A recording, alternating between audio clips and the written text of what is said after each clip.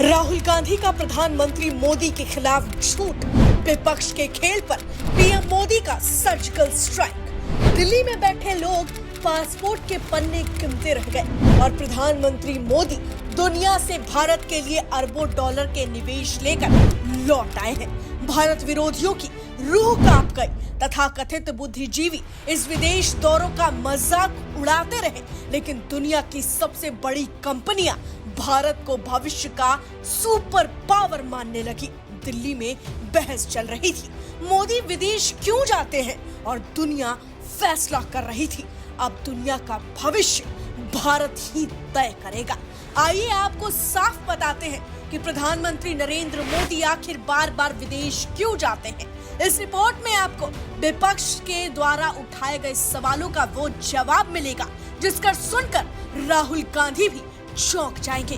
अगर आप भ्रम में हैं तो आपको बताएंगे कि क्या ये सिर्फ कैमरे के सामने हाथ मिलाने और फोटो खिंचवाने का दौर है, या फिर इसके पीछे वो खेल चल रहा है जो आने वाले सालों में भारत की अर्थव्यवस्था की तस्वीर बदल सकता है। प्रधानमंत्री मोदी ने इस दौरे के दौरान 50 से ज्यादा वैश्विक कंपनियों के शीर्ष अधिकारियों से मुलाकात की, और ये कोई छोटी कंपनियां नहीं थी। बताया जा रहा है कि इन कंपनियों की कुल वैल्यू करीब 2.7 से 3 ट्रिलियन डॉलर के बीच है। यानी दुनिया की वो दिग्गज कंपनियां जिनके फैसले पूरी वैश्विक अर्थव्यवस्था की दिशा बदल देती हैं। अब वही कंपनियां भारत में अपना कारोबार बढ़ाना चाहती है।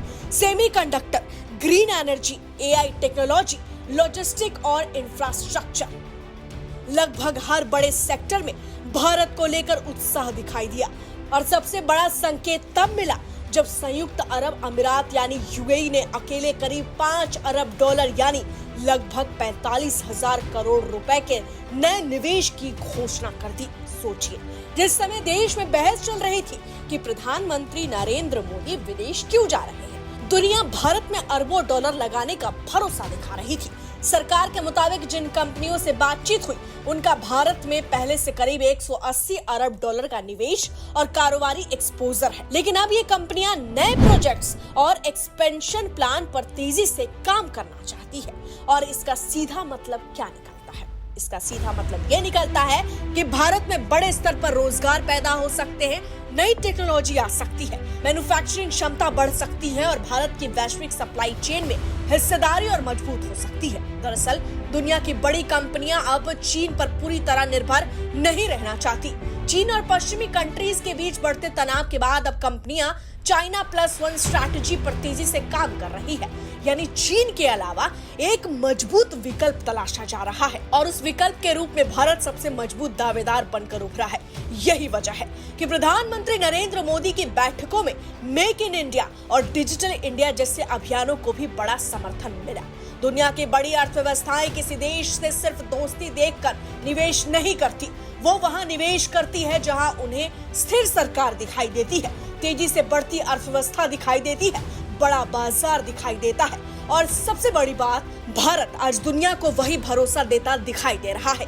इसी दौरान इटली की प्रधानमंत्री जॉर्जिया मेलोनी के साथ प्रधानमंत्री मोदी की मुलाकात भी चर्चा में रही।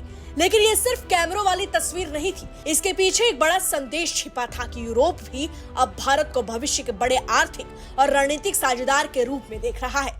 यानी दुनिया का नजरिया बदल रहा है। पहले भारत को सिर्फ एक बड़ा उपभोक्ता बाजार माना जाता था, लेकिन अब भारत के मैन्युफैक्चरिंग, इनोवेशन, टेक्नोलॉजी और सप्लाई चेन के बड़े केंद्र के रूप में देखा जा रहा है। और यही इस पूरे दौरे का सबसे बड़ा संदेश बनकर सामने आया।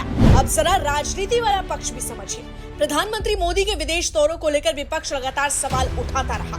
कई बार इन्हें फोटोशूट बताया गया, कई बार कहा गया कि इससे देश को क्या फायदा मिलता है, तथा कथित बुद्धिजीवियों ने भी खूब शोर मचाया। लेकिन इस बार तस्वीर अलग दिखाई दी, क्योंकि इस बार सिर्फ बयान नहीं थे, बल्कि निवेश की बातें थी, व्यापारिक विस्तार की योजनाएं थी और दुनिया की बड़ी कंपनियों का भारत पर बढ़ता भरोसा था। यही वजह है कि भाजपा अब इसे भारत की बढ़ती वैश्विक ताकत और प्रधानमंत्री नरेंद्र मोदी की कूटनीतिक क्षमता का प्रमाण बता रही है। अब सबसे बड़ा सवाल, क्या इतना बड़ा निवेश भारत की अर्थव्यवस्था को फायदा देगा? तो विशेषज्ञों का मानना है कि अगर ये निवेश योजनाएं जमीन पर तेजी से आगे बढ़ती है तो भारत में लाखों रोजगार पैदा हो सकते हैं। नई टेक्नोलॉजी आएगी, उत्पादन बढ़ेगा और वैश्विक सप्लाई चेन में भारत की हिस्सेदारी और मजबूत होगी।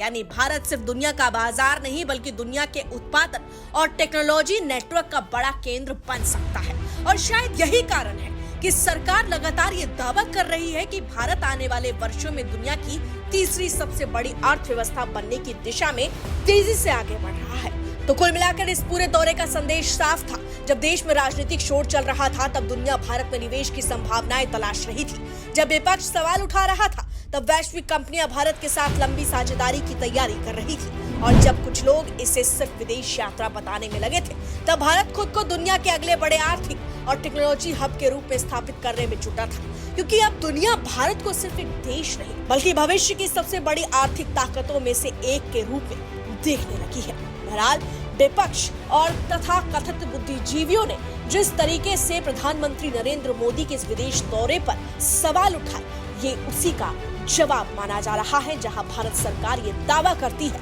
कि प्रधानमंत्री नरेंद्र मोदी का ये विदेश दौरा भारत को तेजी से तीसरी बड़ी अर्थव्यवस्था के रूप में आगे लेकर जाने वाली है। बहरहाल इस पूरी खबर में इतना ही, लेकिन इस पर आपकी क्या प्रतिक्रिया है कमेंट में जरूर लिखें। Bureau report HCN news Delhi.